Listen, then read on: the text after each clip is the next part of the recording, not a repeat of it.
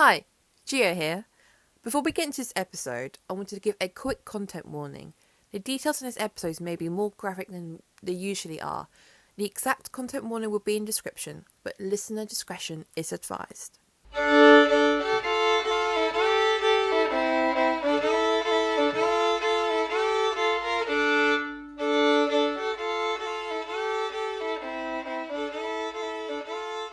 Hello, and welcome to Loaves to Legends, your new favourite history podcast brought to you by Sandwich Guildhall Museum. I'm your host, Gia, and I'm here with the rest of our lovely Loaves to Legends team to entertain, educate, and indulge you in all things big and small related to our gorgeous town of Sandwich. Shortly, I'll be joined by a second host of today, Bertie, to give you today's episode. But before we get into that, I want to encourage all of you wonderful people to not just listen, but to get involved too. One of the things we want to emphasize on Loaves to Legends is that this podcast is yours as much as it is ours. We have a wonderful online community, and you can chat to other history-loving fans on our Discord, or you can email us facts or feedback at loavetolegends@gmail.com. The link to both the Discord and email are in the episode description. Let's get into this. Hi, as already said, I am Gia. Hi, I am Bertie, and I'm a collections volunteer here at the Sandwich Guildhall Museum. Welcome, Bertie, to this episode. How are you today, Bertie? I'm doing quite well. How about you? I'm doing very well. I am very excited for this episode. It's one of my favourite ones of the season, simply because it was my favourite during the research. So I'm very excited. So to warn you, though, Bertie, and to warn all you listeners at home, this is an episode of many tangents, okay? The research took me by surprise. And when deciding how to present this episode, I decided to have you all experience the shock in the same timeline that I did. I remember seeing you research it in the archives room, and you seem really engrossed. So every time I looked over, there was something different going on. So I'm really looking forward to discussing this with you today. Yeah, it started as an idea in my head for one thing, and then I discovered something, and it was spanning the works. This is a whole different episode. You guys will understand what I mean when I go along. But like I said, I'm going to take you for the ride with me.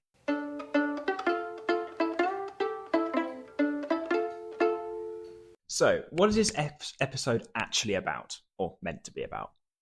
So I wanted to host an episode discussing a man who I feel is incredibly important to the history of our town, Sandwich. I wanted to research and delve into the story behind the author of one of the most used secondary sources for anyone who writes about any history of Sandwich. If you look into any work written on Sandwich, about town's history or anything, you will always find this particular book and this particular author credited in the bibliography or references. When doing researching other episodes, his name always pops up.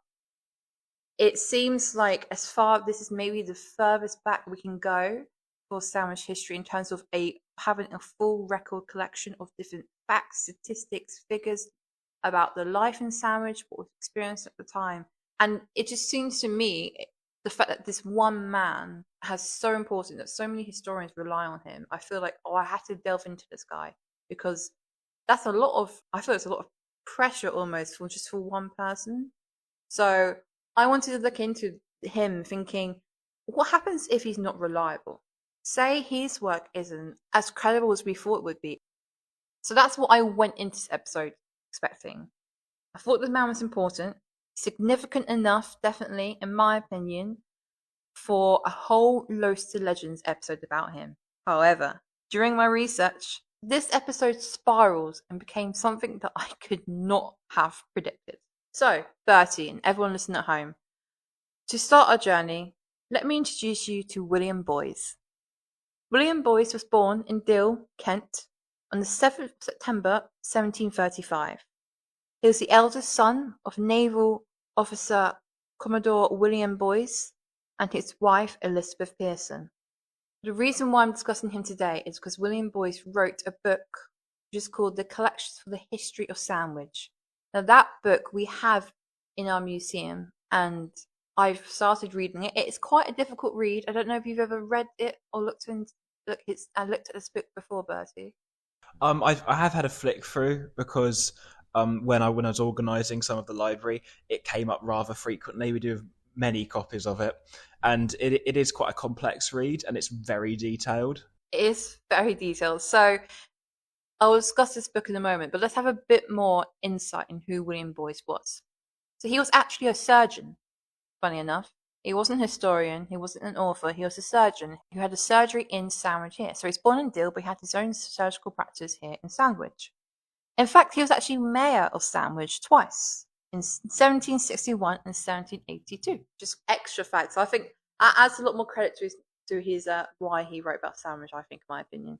I found a story online, a detailed account of one of his experiences as a surgeon. It comes from a letter from William Boyce to a doctor in which he has to describe exactly what happens. I assume this was regular practice. So in this letter, Boyce writes in detail about a pin caught in a child's throat. But he even draws diagrams as well. So it's really, really detailed. I've read this whole thing. And he talks about how he managed to get this pin dislodged so the child could then swallow it and get rid of it in natural ways, shall we say. I wanted to highlight this case of William Boyce as a surgeon because it's described online in research that it's a good example of showing how resourceful William Boyce was, and viewed that he was quite inventive in his way to help his patients, especially in the time 1700s where medical knowledge wasn't as it is today, shall we say. So he managed to create this device with a needle or a pinpoint, makes a weird curve to the end, but he managed to get hold of the pin eventually by bending a bit of metal. It's really clever. He thinks on the spot. The point here I'm trying to say is that he was a good surgeon. But, of course, whilst being very busy as a surgeon, William Boyce was also, in my opinion, a big nerd, especially for history and geography. Now, as I said, he wrote this history of Sandwich, but before he did that, he had previously published a book about a collection of shells found at Sandwich Bay. He didn't actually write this book himself. It's written by someone called George Walker, but it was from William Boyce's collections, and it was his knowledge. It was assumed that William Boyce was too busy as a surgeon to write the book himself, so he had a ghostwriter. So William Boyce was also elected as Fellow of the Society of Antiquaries. Through this, he wrote quite a few pieces based on history and his findings. He was, as I said, interested in shells. In 1786, he proposed the publications for collections for history of Sandwich, and in this book, he uses his interest in shells again, but he talks a lot about figures and stats. I know I've used this collections for history of Sandwich, actually. I used it for our Rodney the Rat episode when looking into Plague of Sandwich. William Boyce includes a lot of facts to do with how Sandwich was affected during the plague. So that basically is what I wanted to give a roundup of who William Boyce was. Now, did you know he was mayor? Did you know he's a surgeon? I remember I had heard that he was mayor of Sandwich before. I didn't know that he was a surgeon, and it's very interesting hearing a lot about his life outside of his writing, because that's mostly what he's known for. So it is interesting hearing a bit more of perspective. Now, I know his professional career. I know his works. William Boyce, I want to get to know the man himself more, who he was personally. Now, this was because, again, his work, to me, is so important for the history of Sandwich. So many historians rely on his in-depth work, and his work it's written in the 1700s, and it goes into the history of Sandwich hundreds and hundreds of years before that. He tries to tell the whole history of Sandwich that he can in it. It's huge. And like Bertie said, at the museum, we have multiple copies of this. So I looked into his personal life, and this is where I fell down an absolutely massive rabbit hole. So, another piece of very famous work that he wrote was called An Account on the Luxembourg Galley. And I was intrigued on what the accounts on the Luxembourg Galley was. Also then found out his dad was on this ship. And I went, okay, cool. He wrote a story about his dad. Okay. Bertie, you're probably thinking, why are you saying this whole story based on this one guy? This doesn't sound that interesting. Give an honest opinion. What are you thinking so far? It's not hugely interesting, but I am intrigued to where it's going to go. Right. So, William Boyce wrote this book. And during the research, I discovered William Boyce's father, also called William Boyce, by the way, William Boyce's father was a cannibal. Okay, that's more of a departure than I was expecting. William Boyce's father took part in cannibalism. I just thought, wow, this was unexpected. Where are we going to go with this? And this is where the episode completely derails everybody. I need to look into William Boyce's father. Bertie, I'm making you and the listeners come down this journey with me.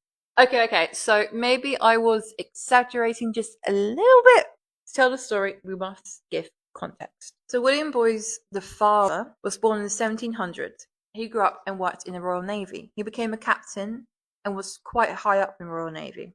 One journey which he took part, which was a life-changing journey for him and for everyone involved, was he went upon a boat called the Luxembourg Galley. His tale of cannibalism occurred as part of a tragic tale of Luxembourg Galley. So this is much more serious. Yeah, I did try to hook you, Bertie, and all your listeners in this shock revelation. But honestly, that was my first reaction when I read about the story. It was absolutely not something I was expecting to stumble across when researching the author of this detailed historical book of Sandwich. But yes, reality is that this tale is definitely much more tragic and much more serious. First things first, it's important to talk about what the ship was being used for, the Luxembourg Galley. And here we must talk about the British slave trade. I will point out that one section in a singular episode, I believe, wouldn't do justice in discussing the slave trade. This is a very quick, shortened history that is specific just to this boat that I'm going to give. Part of being his historian is to accept the dark times as well as the light times of our own history. And as a museum, we know that very much. So we will save that for a future episode, maybe in another season.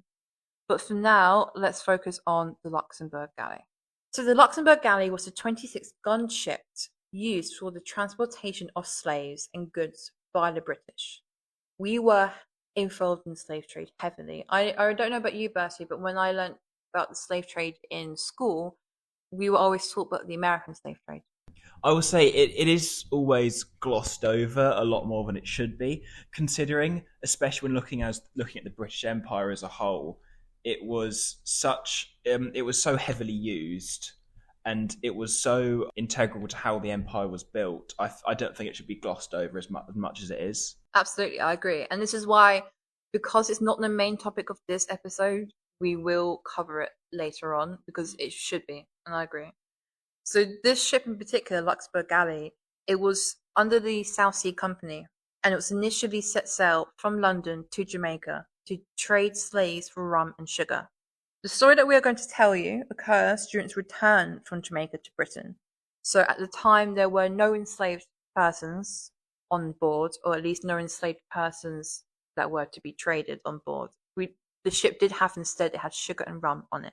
There's a very detailed account of the sinking, spoiler alert, ship sinks, of the Luxembourg Galley by William Boyce, written in 1787. Even though this was published after his death, William Boyce, the father, wrote the actual account. However, William Boyce, the son, edited it. Also, it was William Boyce, the son, who wrote the preface. So in his preface, Boyce, the son, credits Mr. Scrimshaw. He was the surgeon on board the Luxembourg Galley at the time. The surgeon was able to confirm the events of William Boyce, the father, and provide any additional information that Boyce, the son, included in the account for extra context. The story we know does come from William Boyce, the father's own actual words. A little behind the scenes fact for your listeners. I want to add here in the script for this episode that every time I write William Boyce, the father and the son, I've got father and son written in full capital letters to make us, Bertie and myself, not get so confused when talking about the story. It is a bit difficult, but we figured it out. Yeah, so for the most part, we are now talking about William Boyce, the father. Okay. Are you ready to get into the actual tale of this tragedy? I'm interested. On board the ship, we have Captain William Kellaway, 3 mates, which include William Boyce, the father, as second mate, and the captain's brother, Ralph Callaway, 27 other crew members, which include 7 cabin boys, and 2 other travelling gentlemen with their own travelling servant. Out of the 7 ship boys or cabin boys, 6 of them were black, and the other was the captain's own nephew. Our story starts here. On 25th of June, 1727, the ship caught on fire. The alleged story, according to William Boyce, the father, is that 2 of the cabin boys both black, found some spilt liquid in the storeroom of the ship. They tried to see if the spilt liquid was alcohol or if it's just water. According to William Boyce, remember this whole story is according to his own word. The method they used was by putting a match to the liquid. The liquid was alcohol, by the way, they found out. That's a rather unfortunate method. It is. I wouldn't recommend to anyone, if you've seen a bit of liquid and you think, I don't know if it's alcohol or not, don't put an open flame to it. Especially considering that all the ships were wooden. Yeah. It doesn't make for good thinking. So, as I mentioned, it was alcohol. You can probably guess. The alcohol caught on fire, then the ship caught on fire. And according to William Boyce, the two cabin boys then hid, apparently, and didn't tell anyone about the fire, which led, of course, the fire to just grow and grow until eventually the cook discovered the fire and sounded the alarm. So the cook discovered the fire. According to William Boyce, again, a handful of the ship's passengers and crew tried to put out the fire, and of course, this handful of crew included William himself. Now, in his story, William does make himself sound quite like the hero. He describes the scene as himself and a few other crew members try and put out the fire. They don't succeed. It grows too much. They go up onto the ship's deck to find all other crew members, and bear in mind there were 27 crew members, kneeling on the deck praying. No one's prepping the lifeboats, no one else is helping put out the fire, and it is William Boyce himself that encourages everyone else to start prepping and getting the lifeboats. How believable is this, do you think, Bertie? It's definitely a good story, I'll tell you that, but I don't know. I just find it difficult to believe that every single person on the ship, except for him, would make no attempt to put out the fire, or at least try and prep the lifeboats. I didn't see that happening. Rather convenient that the one man giving his account of the whole thing is the one man who did all the good stuff. Well, anyway, when trying to escape the now uncontrollable fire on the ship, one of the lifeboats caught alight. So, when they had to get the lifeboats into the sea, they got one of the boats into the sea, but the other one caught alight before they could get it out. This goes along kind of with the idea that nobody was prepping the lifeboats, that they had to rush and they could only get one out. But at the same time, according to the accounts of this, the ship did catch on fire quite quickly. That would make sense, especially if you imagine what a ship like that would be at the time. Even though it's on water, the wood would be incredibly dry, especially on the interior. And because of that, you can imagine it would sort of just go up. They were probably carrying large amounts of alcohol. Yeah, that's a good point. So that probably did not help matters. Yeah, they had sugar, they had rum. There wasn't a lot of time. But the lifeboat they did manage to get out onto the sea, just to give an example and an idea of the size of it, it was 16 feet by 5 feet. So it was quite a small lifeboat when you consider there were 22 people who managed to get on board this lifeboat. Now everyone else, there's a few people who didn't make it. The ship went down and sunk quite quick, so they couldn't get into the lifeboat. On this lifeboat though, we had the captain, we had William Boyce the father. Obviously, this is from his own account. We survived this. I don't think that's a spoiler alert to say that William Boyce survives this. Yeah. We have the surgeon, and we also have two of the black cabin boys, the two that allegedly started the fire. As they had rushed to get out there, they did not have any food to take with them. There were no sails or anything from the lifeboat. I can't remember the reason why, but it was described by William Boyce that he was in a state of undress. He wasn't wearing many clothes. I think the people just weren't wearing many clothes at the point they were in the lifeboat. Not great for life at sea. Especially on a lifeboat. Yes. Yeah, not great. Nowhere near ideal, that's for sure. And also, to make it worse, it was quite stormy at the time. When boys wrote of the ship kept flooding, there's issues with the water getting in, there's issues with the waves. During this, we find that they try to fish, and because of storms and everything, they can't. They're just unsuccessful completely. Now, I want you to picture this first. You're on a lifeboat, your ship's just sunk, caught on fire and sunk. You have no food, you have no water. For some reason, you don't have many clothes either. And it's storming. Because there's no food and no water, by the way, that is probably the most important part here, no water. Some of your people on board your lifeboat has started to go a bit insane. As one man described as he will very quickly come to insanity. What are you thinking at this point if you were William Boyce on this lifeboat? Probably just abject panic. Yeah. I can't really imagine feeling any other emotion in that scenario. It's a lot of people on there, and you have no provisions at all. I think the only thing you could do in that scenario, if you somehow kept level head, is just try and calm everyone else down. Because the last thing you want is someone doing something really stupid. Haha. Well, really stupid is potentially what's about to happen. So there's issues of flooding. The storm's getting in. The storm's bad. The water's getting in, and they're realizing that they have to lose some weight because they haven't brought anything with them. So the only weight they have is themselves. Someone suggests, and it's not noted by William Boys who, but someone suggests they should throw the two cabin boys over the boat. Now, William Boys has stated that these are two cabin boys that they think started the fire. Yeah.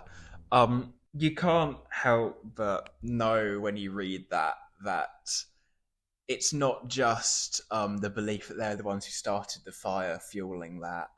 Because especially considering attitudes at the time and the fact that it was also a slave ship. Absolutely. So definitely when doing his research, I would have to have taken this with a grain of salt. However, this is why I mentioned William Boys and how he writes himself as the hero. William Boys said it is him who saved these two cabin boys. He manages to stop the people on the boat and says that no, we cannot throw these two overboard. And for some reason, according to William Boys, everyone listens to him. Very convenient. Very convenient, yeah. So they don't throw these boys over.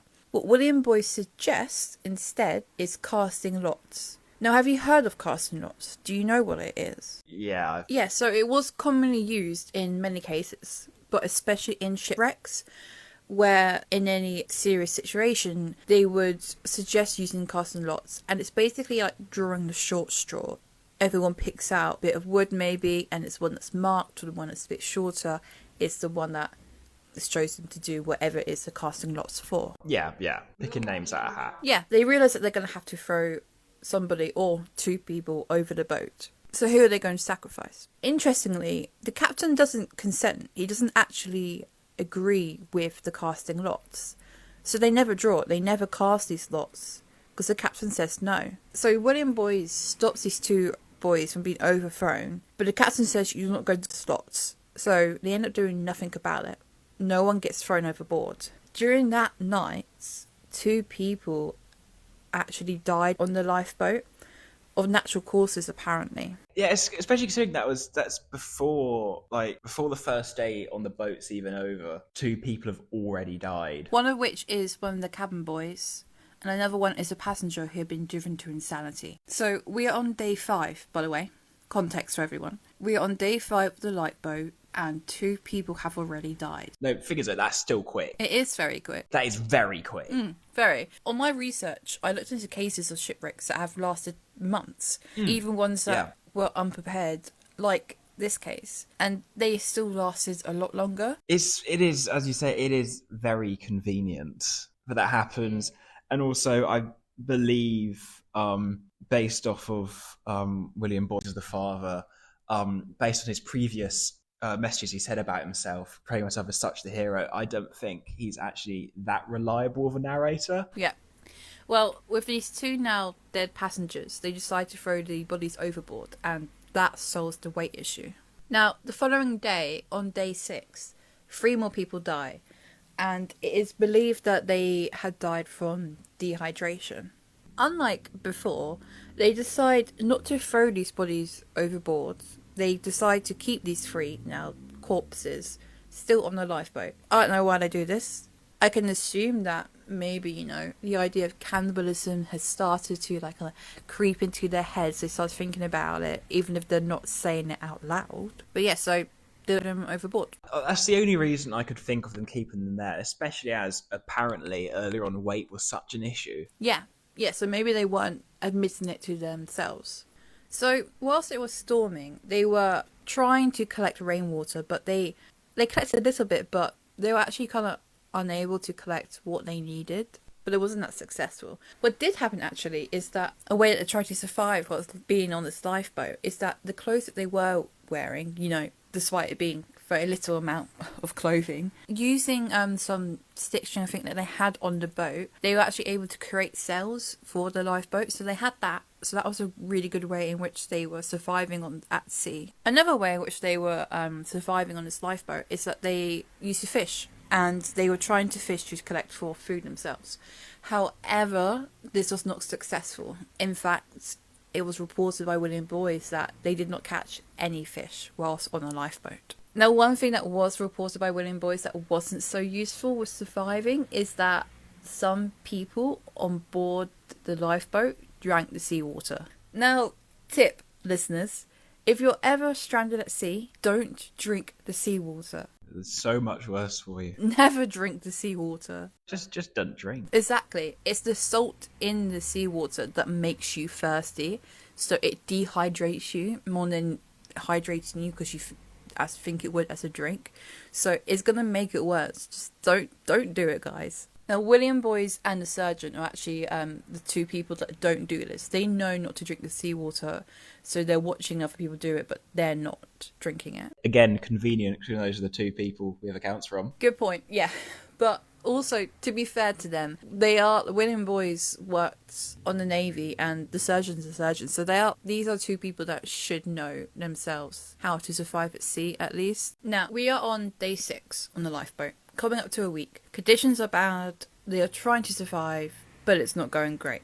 Some of the people on the lifeboat are starting to go a bit insane, especially after drinking the seawater. And the ship's surgeon, however, at this point, comes up with an idea. They need to survive. They have no food or water. The ship's surgeon is cannibalism. You can survive about 3 weeks without eating, but then again, I don't know how well nourished these people were, considering that they had limited resources on a ship going across a massive ocean.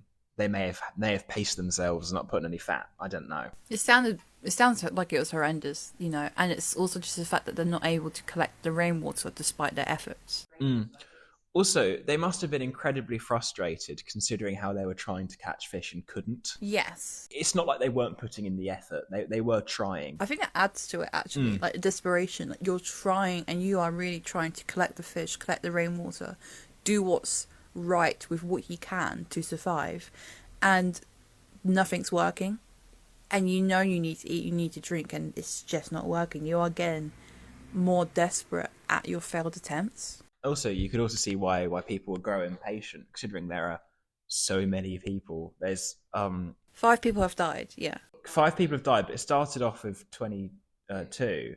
But still, that's still a lot of people on such a small lifeboat. It is, yeah. So you see why people grow impatient. Yeah, so they decide to eat the bodies of the 3 men that had died and were left on the lifeboat. Whilst reading this, I was actually quite surprised just how detailed it was. I assumed before researching this that if you had to tell someone about cannibalism experience that you went through, you would be giving them like the bare minimal details. You'd be telling them what you need to, but not much else. But William Boys does go into detail, and it's quite graphic the way he describes it. We're not going to describe it in this graphic way that he does. It just, it kind of shocked me. Like, he was okay just sharing this completely.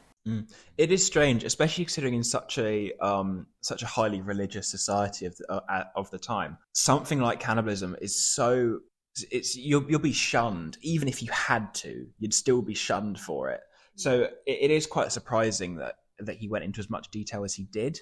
But it might have been because he wanted to show how desperate his father actually was. That's true. That's a good point. Yeah.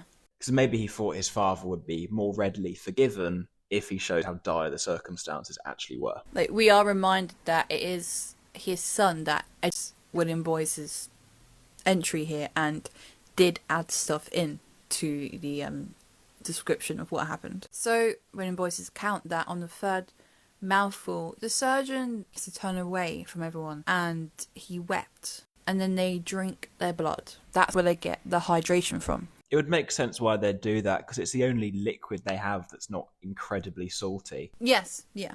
Do you want to know a fact that makes this even sadder than it originally is? So they use bits of flesh as bait for the fish. Oh. They still don't catch any fish. Ooh. I know, that is just so unsuccessful in their attempts to fish. They're trying and trying, it's just not working. It's not happening. They have got to be the most unlucky fishermen ever. So we are now 1 week on the boat, and through dehydration and insanity, the death toll has now increased, and we've gone from 22 people to now just 12 people surviving this shipwreck so far. And then on the 6th of July 1727, 2 more people die. There are a lot of deaths happening here. It can't be good for your sanity. No, not at all. Especially how they're probably rationing it out evenly, so everyone's eating the same amount and you're just seeing people die around you. Especially considering on a ship, you would have gotten to know everyone on there very well. Yeah,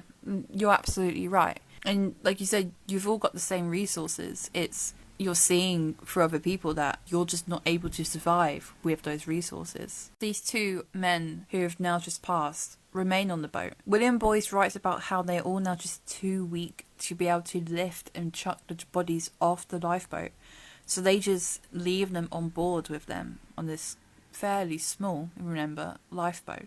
However, on the 7th of July, 1727, so the day after the 2 more people have passed away, they get rescued. Now, in this part of his account, William Boyce describes a scene that I feel that you would expect to see in a film, right? So I'm very suspicious, I would say, about the accuracy of this part.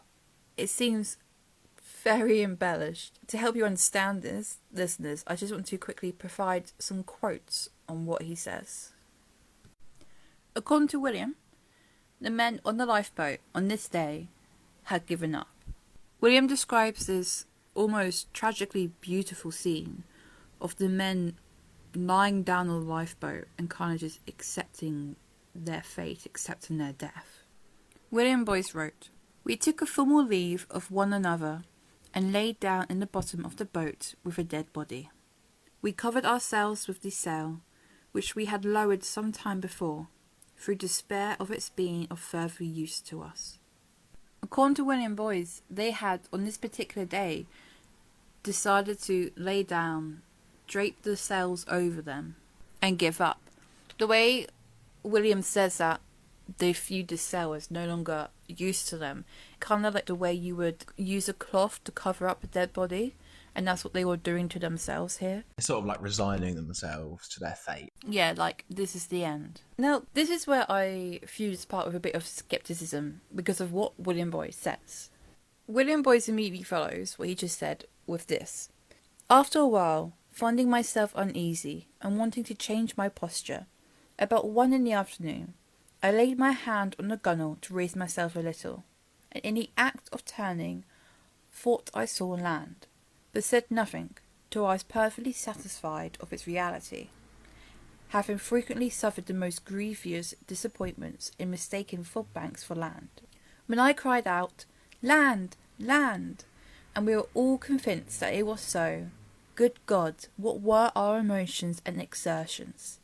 From the lowest state of desponding weakness, we are at once raised to ecstasy." So, according to William Boyce, the day that they all decided to take the sails down, lie in the lifeboats, cover themselves, and resign themselves to their death, the day that they do that, and by the pure chance William Boyce decides to just turn because he's like, "Oh, I'm a bit uncomfortable, let's just quickly turn," William Boyce sees land. I would say this is yet another case on this very interesting story of something that's very convenient for him, that he resigns himself to his fate and his back hurts or something. He looks over and he sees land. It puts another pause where you think, how accurate is this really? Because what are the chances? Exactly. It's just too convenient for me to fully believe it, though it does paint quite a nice picture, I guess, like quite a nice movie scene almost. So what happens here is that they are found by another ship and they get rescued not far from the land. They are given biscuits and water and their accommodation is paid for. Now, Captain Killaway is rescued with the others, of course. However, he dies during the night, which is tragic, really. You think of someone being rescued, you think, oh, this is the end to the nightmare, I can relax now. But the effects of being starved and dehydrated and everything that they went through, it still continues beyond the rescue. And it's shown here because Captain Killaway died during the night after being rescued. But they are rescued and the worst of it is over. So this whole shipwreck tragedy happened over the course of 12 days, from the boat being wrecked sinking to them being rescued. And every year on the anniversary of the tragedy, William Boyce, the father, he used to fast for 12 days to commemorate what had happened and what he and his fellow crewmates or shipmates had gone through. When I found this out in the research, I was kind of like, almost like in awe or admired this from William Boyce's father. I thought, oh wow, he's doing this, fasting for the length of time that he was at sea. But I discovered actually that maybe not common, but this practice of fasting for the amount of days that you were shipwrecked for has happened multiple times and does happen, which is kind of cool, I thought, as a way of commemorating what you had and other people had gone through. So, though, that is all. That is the story, the tale of William Boyce the father. That is the story that I kind of got hooked on during this research. What do you think, Bertie? It's certainly very interesting. It was not what I was expecting to be talking about going into recording this, but it certainly is interesting that obviously parts of it are embellished. You're going to expect that from a story, especially considering probably when he was writing this down for William Boyce's son to edit. He probably knew that he was quite a well-established author at the time, so he probably knew his story would go far. And honestly, I would not be too surprised if William Boyce the father had been ostracised for the fact that he had done cannibalism. And it's not like you could deny it, considering they were out at sea for a while and he didn't know how long he'd have. But I feel like he saw it as an attempt to clear his name, in a sense. Well, fun fact with that, actually, from what I discovered during his research, was that cannibalism at sea was a sort of common enough experience.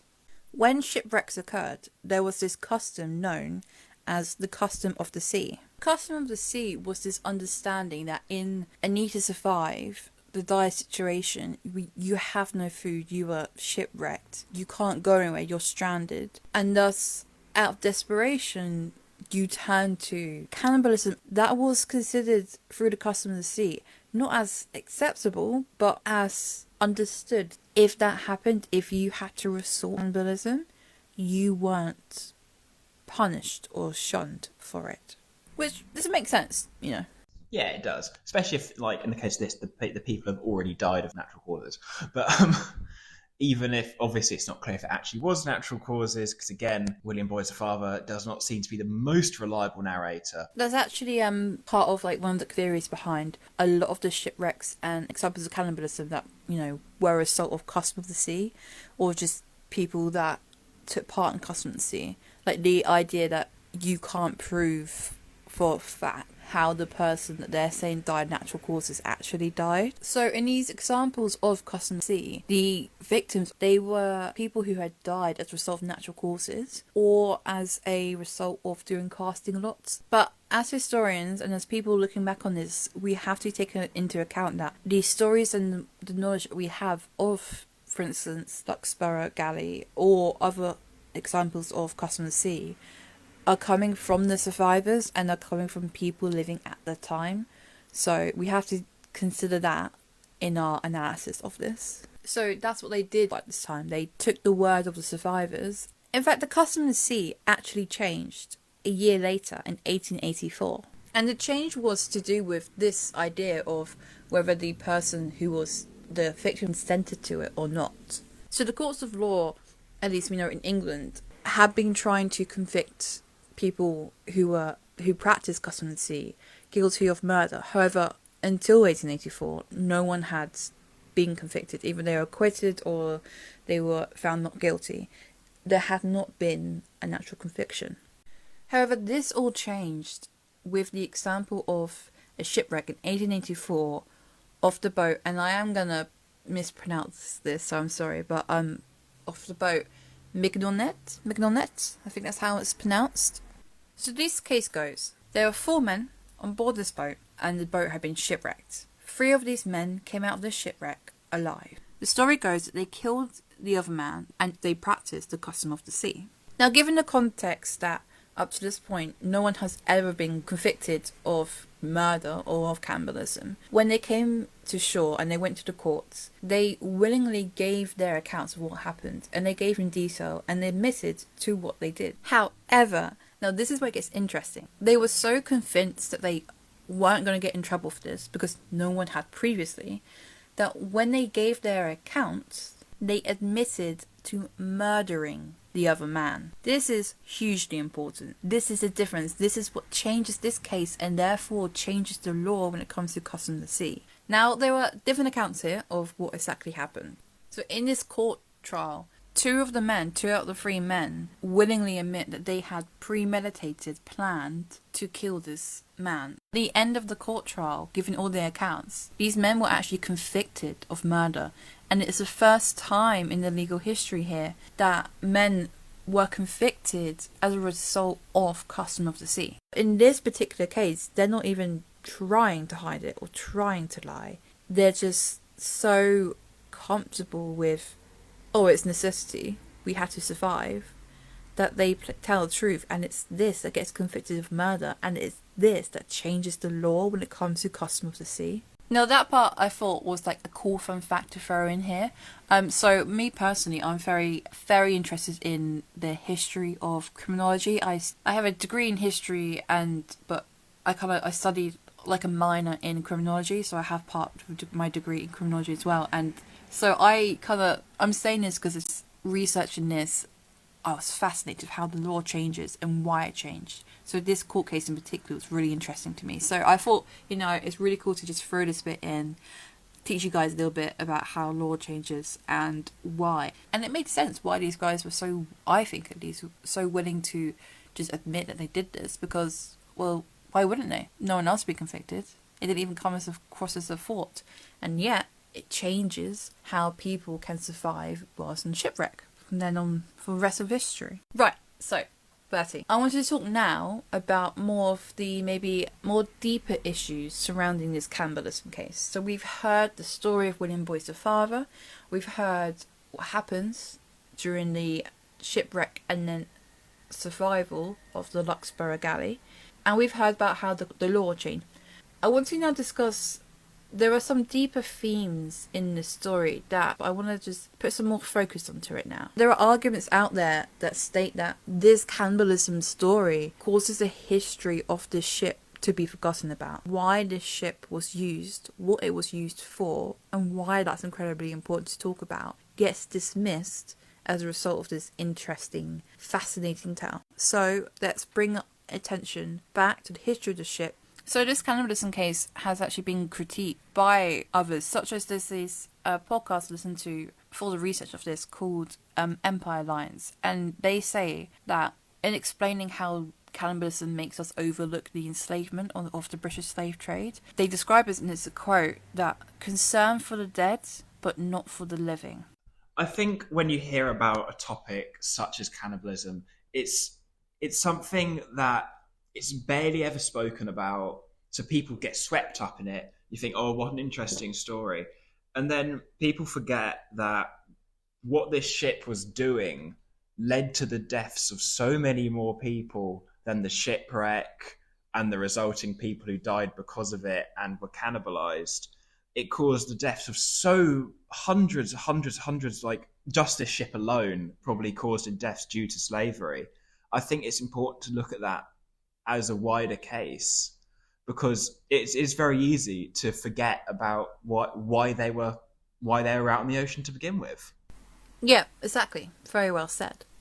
Doing this research from William Boyce was fun for me, and we've talked about this and not the slave trade, but it is important to still pay attention to this British slave trade. Now, it wouldn't do it justice to cover the British slave trade as a segment in another episode, like this one. Also, one thing that's been lingering in my head as we've been talking about this is I feel so bad for those two cabin boys, the ones who made it to the lifeboat, who were claimed to have started the fire, almost thrown out the ship because of it. And you just can't help but think, like, they must have felt so, like, horrible because of the way they were being treated. Yeah. and like obviously they would have known that they weren't as respected on the ship, like just because of their skin color, and there's a very solid chance that they were scapegoated for starting the fire because of it. There's very little actual evidence that they were the ones who actually started it. Yeah, exactly. The evidence that we have is from William Boyce's own account, and another version which just says, "Oh yeah, that happened. That's true," but we don't know. Like, these two cabin boys themselves, they worked with the crew, but they knew what the ship was used for. They knew who was on the ship, and they knew that they were the only two black members of the crew. Their story is a story that does need to be shared. No, we should be paying more attention. Well, that is the end. That is the story of William Boyce, the son and the father. Researching the story is not what I expected it to be when I began this. When I began researching, it definitely took a sudden turn, and I fell down this huge rabbit hole, and it got a bit more serious at the end there. So it's very different from the original plan when I was like, oh, let's do a story about the guy who writes about the history of the sandwich. But I enjoyed it, and I actually really liked how this changed. And it's very interesting for this podcast, I must say. How did you find it, Bertie? I thought it was very interesting because it adds a bit more light to the life of William the son, and also his father, because obviously the tales that his father would tell him as he was growing up would have changed the sort of person he was. And also it sheds light on, sometimes you read about these things and you think, oh, that's really interesting, and then you realise what absolute horrors were taking place for it to happen, and it adds that extra perspective. Yeah, no, I agree, absolutely. Well, thank you for joining us, Bertie. It's been great having you here. It's been fantastic, wonderful, again, of course. And also, your insightful commentary has been great, as always, so thank you very much. At the end of every episode, I ask our guests to ask one question to all your listeners at home. If you want to answer and chat with others, then click the link in the description to join our Discord, or email us at loaves2legends@gmail.com. So, Bertie, here's the final important moment for you. Do you have a question of the week for us? My question of the week, it's a lot broader than usual, but it's going to be, do you have any interesting stories from the past, like in this case, where it actually runs a lot deeper than you might think, and all the events that led up to it are so much larger than you ever could have thought of just by reading it? Ooh, well, that's quite a good question, to be fair. I don't think I can think about this one on the spot. I might have to join you guys, you listeners, in the Discord to give my answer to this one.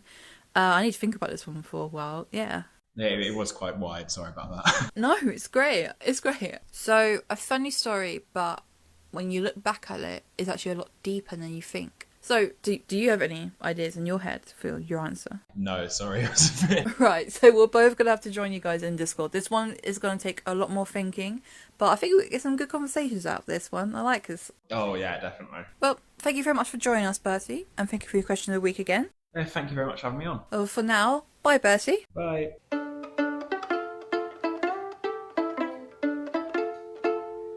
We just wanted to give a quick reminder to email us any feedback, comments, or interesting facts that you know or discover in relation to topics that are discussed in today's episode. Just email us at loaves2legends@gmail.com or join our Discord server and be a part of our online Loaves 2 Legends community. The email and Discord link will be in the episode description, as well as on our website, sandwichguildhallmuseum.co.uk. With every episode, we'll be asking a question for the week on our Discord server. This week's question is, do you have any interesting stories from the past which run a lot deeper than you might originally think, but all the events that lead up to it are so much larger than anyone could have assumed by just reading about it? Join our Discord and have a discussion with us and other listeners and find out what our answers at the Loaves 2 Legends team are. But for now, goodbye from us, Gia and Bertie. We have been Loaves 2 Legends, the history-based podcast from Sandwich Guildhall Museum. Thank you for listening, and we'll speak again soon. Loaves 2 Legends is produced by Sandwich Guildhall Museum. Millie and Gia are the executive producers. Today's episode was researched and written by Gia, and edited by Millie. Gia and Bertie were your hosts today. Special thanks to Ian Pittaway for permission to use his translation of the music, and to Kat Batchelor for performing it. Finally, thank you to Beth Stone for the episode artwork.